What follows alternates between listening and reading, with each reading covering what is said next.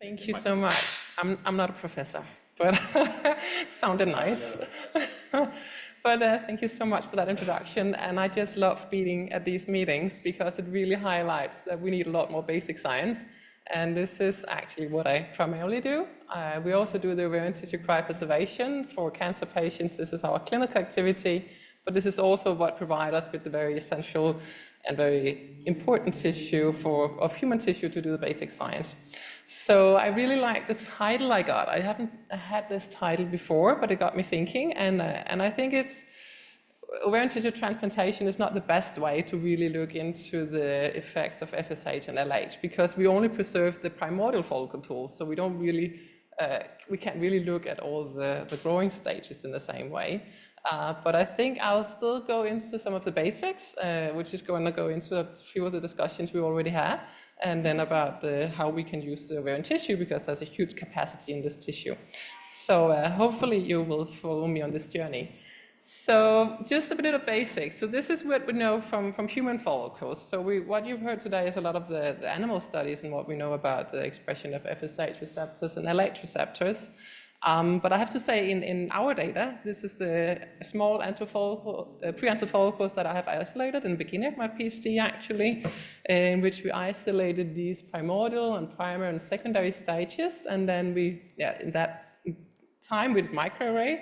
And what you can see is that FSH receptor is expressed from the earlier stages, and then it increases, whereas the LH receptor we can't really find in these preantral follicles.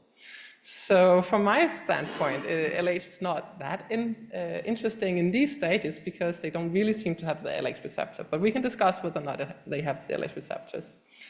So when we look into follicular genesis and the actions of FSH, then it's really what we know is from animal studies. We don't know a lot from humans, and this is where we have to discuss the translational value, and that might be different species differences.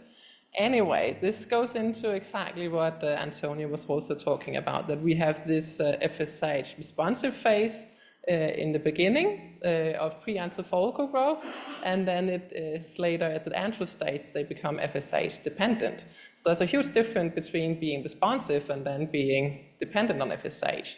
And this is also why I think from my standpoint of view, FSH is very essential in the beginning, but it's more like a survival factor. It's more like a maintenance factor. It's not really a button you can just press and then you have more follicles growing to the antral follicle pool.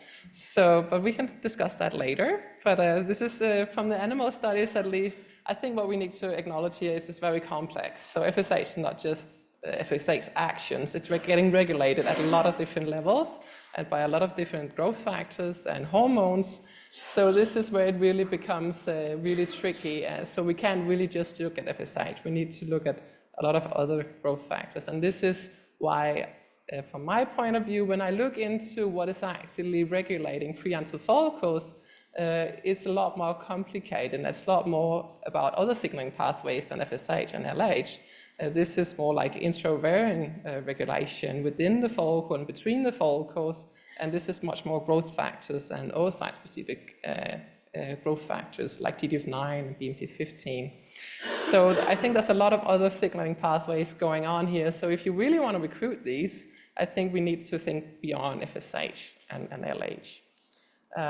But still, it's a very good starting point. And I think what we also need to look into is that there's also these different glycosylation status of FSH, and I will talk about that later, but that's actually age-dependent, what kind of FSH and glycosylation you have in circulation. So this might also affect this whole puzzle. So it just makes it even more complicated. But moving on then, I just want to highlight this point also, that when we look at follicular genesis in humans, this is a really, really long process. This is like 4 to 5 months. This is very different from mice, in which it's 3 weeks. So again, we have this preantral stage, which is like, we don't really know the time, but this is also, as Antonio said, this is like about maybe 3 months that we have the follicles in this growing stage, and they'll just be hanging around in these like small preantral stages. And then the last phase that you're looking at in the clinic, and where you recruit your follicles, this is a very short period of folliculogenesis. That's just the last 2 weeks. So a lot of things happens up to the last 2 weeks. And this is, of course, a big question. How can we affect this initial phase, the growth phase? So I just included this slide because you had a discussion before about the effect of androgens and the whole thing about adding the LH and FSH like months before and priming and everything. And I think we need to go into what are we actually doing when we're stimulating, because normal cycle, you have one follicle making it and then the rest will die. The rest of those antral follicles will die. So what you do when you give the FSH, you overrule this FSH threshold and then you save the follicles. So you don't really recruit them, you save them. So I think it's just a different way of thinking, that you don't really recruit a lot more, you save them. And this might also be the point if you're doing the L8 and androgens, that you might give these follicles, antral follicles, more FSH receptors and you might save them. But I don't think you really recruit a lot of these earlier stages though. So, but that's just the biology, and I think that we don't know, but it's just the biology behind all of this. So it's just worth taking into the discussion at least. So maybe you don't need to do it for like 60 days or 2 months. Maybe you can do it shorter, because if this is actually what you're achieving, then you can maybe do it a lot faster than you think. Anyway. So what we know about FSH action is really much from the animal models, and they are very good because then we can have an idea of what these the roles are. But still, I think understanding it in humans is really going to be critical to really improve treatments if this is the goal. And right now, a lot of the studies which are in the literature is in vitro studies, and of course this is again too simple for what is actually going on in vivo. So this is where I'm taking in the part with the ovarian tissue. Would be then more of an in vivo model in which we would have a little more complex physiological regulation. So can we use transplantation of ovarian tissue as a model to study ovarian activity? And there's a lot of different ways to look at ovarian activity, but we have here the scenario where we use the ovarian tissue for fertility preservation in young cancer patients. So young girls and young women who are going to have cancer and they're going to have chemo, radiation, they're at the risk of losing their fertility because this is very damaging to the ovaries. So what we can do is that we can remove a whole ovary and then we cryopreserve the cortex, cut it into smaller pieces, and we can freeze it down, store it until the patient have recovered from her cancer, and then we can transplant the tissue back. So this is a way where we're actually preserving an organ function. It's not just the oocyte. We're also preserving the endocrine function because we are restoring the folliculogenesis. So how this looks? So we only cryopreserve the cortex because this is where we have all the resting primordial follicles, and they're just very, very tiny. And they have very little water, so they can actually sustain the freezing and thawing really good. We can't really cryopreserve the whole ovary, it's too complex, and we can't get the cryoprotectants into the larger follicles, and there's also too much fluid, so we can't really preserve this in a good way. So we just cryopreserve the outer cortex, which is these primordial follicles. So again, it's just the resting pool of follicles and not all the growing stages. So this is how it looks after preparation. We have these small tissue pieces, and then this is the ovary of a 4-month-old girl. So of course, there's a lot of different indications for this preservation. And this ovary is just 1 millimeter long, very tiny, but again, it's like packed with 1 million oocytes, so it's very competent. And this is just the sizes of different ovaries and adult ovaries. So we can freeze it by slow freezing. I'm not going to go into details. This is just old school, like you did in the old days with embryos. This is what we do with the tissue, store it, and of course we can store this for a long time in liquid nitrogen, and sometimes, because it's young girls, it has to lay around for almost like 25 years. So once they come back, so if they need this tissue, we can transplant it back, and we can transplant it back to the remaining ovary or in a peritoneal pocket. But since there's 2 ovaries, we transplant it back to normally the remaining ovary. And here you can see we have taking the ovary just in a little laparotomy, and taking it to the stomach, and then we make these little pockets in which we can put in these little pieces of thawed tissue. So we try and pack it so they are lined up next to each other but don't overlap. So here you can see the tissue that we have been thawing, and then we can put it back in, and then we actually just leave it. We put it back in, we sew it up, put it back in, and then we leave it. If there's not enough room in the ovary, then the fantastic thing about ovarian tissue, you can put it anywhere.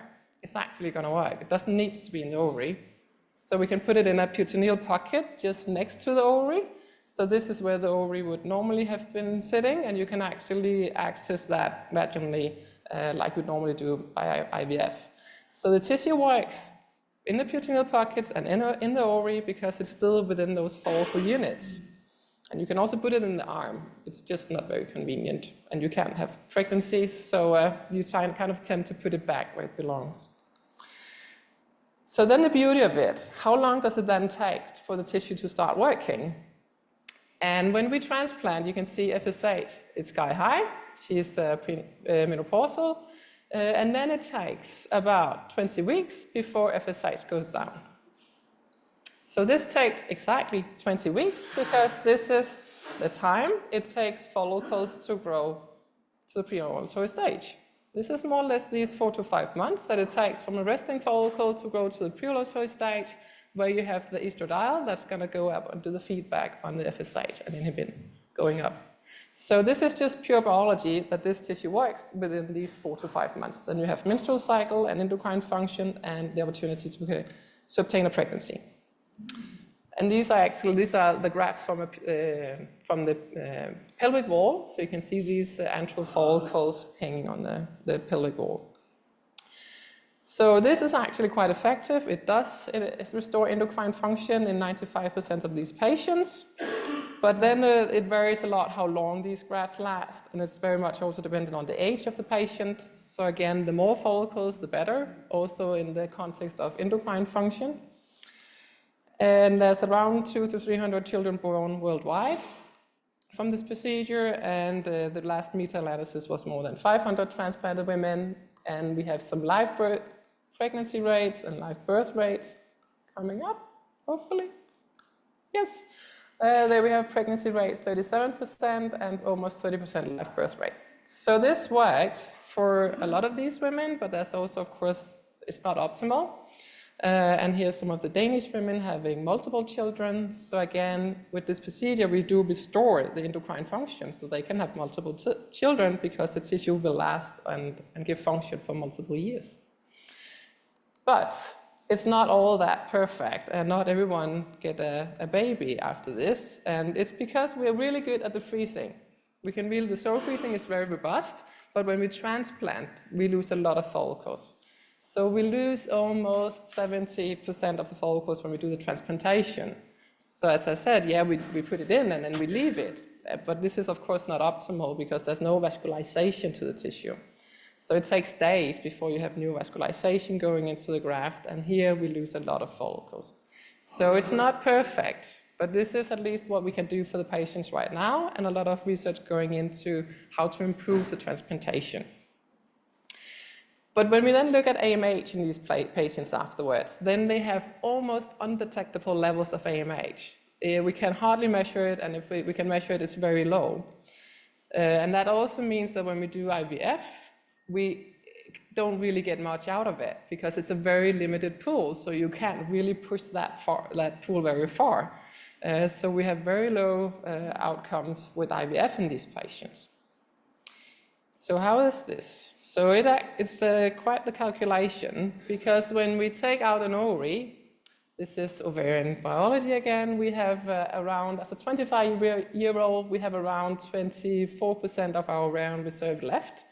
Then we cryopreserve half of that pool, then we're down to 12%, then we transplant about half of that tissue, and we're down to 6%, and then we lose a lot of the follicles when we graft, which means that the pool of follicles going back to these patients is actually very, very small. It actually resembles the pool of a 42-year-old. but it still works. I just showed you, they get babies, they have babies. And I think this is because it's young oocytes. So you have to remember the oocytes are still 25-year-old because we froze it. So even though the pool is small, if the quality is good, they have a fair chance. And then in our context, we cannot use AMH for anything because we know the pool is low, but it's a matter of the quality of the oocytes. So it's just going into a little bit of the context. If you have patients with a very low ovarian reserve, if she has good quality oocytes, she has still a fair chance. But this is a different setting with these patients because we interfere by freezing the time. So when we look into when we transplant this tissue, then we have patients who have ovarian failure, but then we also have patients who just try and get pregnant, but they don't conceive, and then we try and boost the ovarian reserve with the tissue. So the black lines or the black bars here are the ones in which they had ovarian function before we transplanted, and the other ones up here are the ones without any function. And as you can see, FSH, L8 going down after 20 weeks. But what we see with AMH is that we have a bigger increase when we transplant the tissue to the ovary, which had already a bit of function. There was still some function there. There was still low FSH, and there was still some endocrine function. And here AMH is better after transplantation compared to the postmenopausal ovary in which we put in the follicle. So this gives us some indication. There can be different reasons why this is the case. If we also look at estrogen, then it's higher in the already functioning ovary. So this might induce vascularization in the tissue, and hereby we have a better AMH, better survival of the follicles, but we don't know. And then there might be this, we touched upon it before, is there any toxic levels of FSH if you give it for a prolonged period of time, as we have with the POI patients? Maybe. This is some very old studies showing toxic effects of prolonged exposure to FSH. But I haven't seen a lot of newer studies. This is the ones from Joanne Richards and Jodie Floss. But still, this is something we need to look into, if there's actual limits and for how long we can actually provide this. So this is just some insight that we get to the follicle pool by looking at these data. Then I want to have a quick look at the whole FSH glycosylation, because this might actually also affect our patients, because you have to remember we take out the tissue when they're young, but then we transplant when they are above 35. And this was the presentation from the Merck Serono Symposium at Este this year, where they were looking into ovarian aging. And what we see is that there's these different glycosylation forms of FSH. And there's the hypoglycosylated form, which is predominant in younger women, which is driving the FSH. But then when they get older, above 35, then the fully glycosylated form of FSH takes over and becomes predominant. And the thing is that with these two different isoforms, or glycosylation forms, it's quite different how they affect follicle survival and growth. So here you can see the FSH21. This is a hypoglycosylated form. It's very effective in driving follicle growth, whereas the FSH24, which is the fully glycosylated form, it's not very efficient in inducing follicle growth. And when they looked at the quality of the mature oocytes, then they also saw that the predominant one in the advanced stage women, it actually had a lot of abnormalities. So there's something in this whole shift from one glycosylation form to the fully that actually can affect follicle growth in these older women. So this is just something we need to take into account also in this very complex system. So now into what can we actually use this tissue for? And there's been a lot of ideas, and can we actually activate follicle growth? And I think this goes into Francesca's talk. Can we actually awaken these dormant follicles? And there was some Japanese studies done in which you could actually do some chemical activation and activate some of these very early stage follicles. And the idea is that this would be a a technique, a method you could use for women with a very low ovarian reserve. Can you go in and boost this little cohort of follicles? And we have done some studies in Denmark. We haven't used the chemicals, but we have used this hyposignaling pathway that Francesca also talked about this morning. But this is one of the pathways involved in follicle activation. So it means that if you fragment the tissue, you can actually have follicle activation. So this is what we did. This is mechanical activation, we call it. And we took biopsies from one ovary, and then we left the other ovary untouched, so the patient was her own control. We removed these 4 grafts, and then we chopped it into small pieces to activate this hyposignaling pathway, and then we put the small tissue pieces back. So just beneath that ovary that we just biopsied, we put in these small tissue pieces in this little pocket, and then we left them. And then, of course, we had high hopes that this would give a lot of follicle activation, but nothing happens. This was absolutely failure. There was nothing going on in these grafted tissue pieces. There was no follicle activation. There was actually very little growth in these grafts. But still, the patients, they actually got pregnant, and half of them also conceived. So this is really tricky, because it was definitely not because of the grafting we did and the chopping up we did, but maybe just the biopsying of the ovaries have induced some mechanisms in these ovaries. But again, this is a small case story, and I just want to show you, don't read the whole slide, this is just to show you that a lot of other laboratories have tried the same, because this was very hyped at one point that now we could go and activate follicles. But look at these cohorts, again, very, very small, mostly PUI and DUI patients, and look at the numbers over here, 1, 2, 4 patients. This is not really very impressive. And I have to say, this is not an approach that you should offer any of your patients. This is not anything valid from any of these studies. And it's just because it's been very hyped for 10 years. And I think now we can say this is not an approach for these patients with the diminished ovarian reserve. We cannot go and activate the follicles, not with this tissue. So I think the background here is just showing you that this is a no-go, and I cannot recommend it, and we don't really know a lot about these mechanisms that are really controlling follicle growth and follicle activation at these early stages.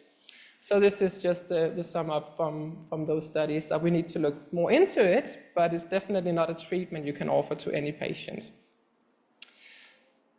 But what can we use this tissue for besides fertility and fertility preservation? There's another hype I just want to touch upon, and then I'll finish.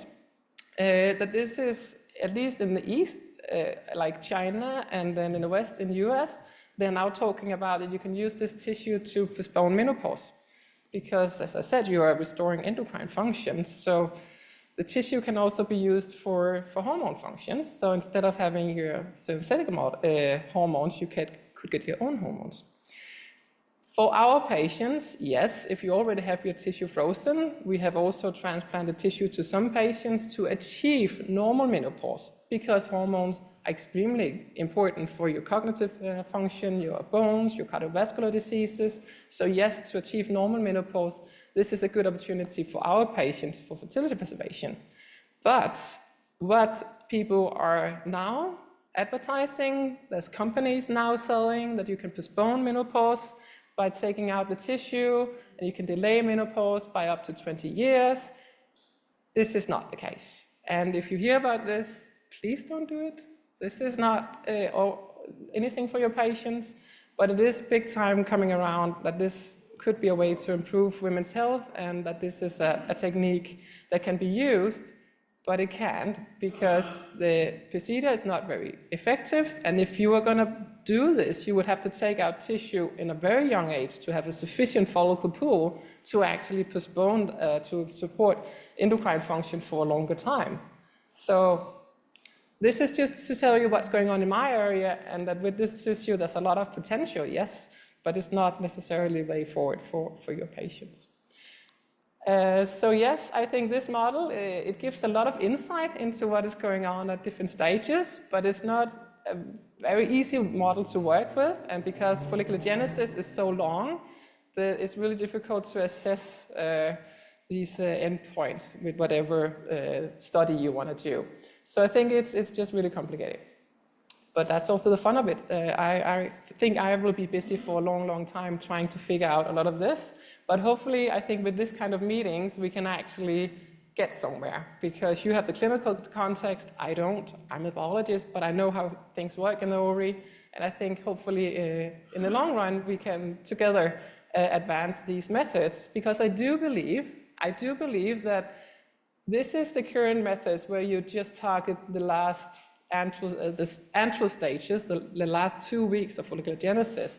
But there's a huge potential here. There's thousands of these follicles. So we just need to figure out how to get them. And hopefully we can do that together. With that, I just want to thank you very much for your attention. And then I want to invite you all for Portugal. Please join us if you want to know more about ovaries and ovarian research. This is both clinical and basic science, and it's going to be a lot of fun. Thank you so much.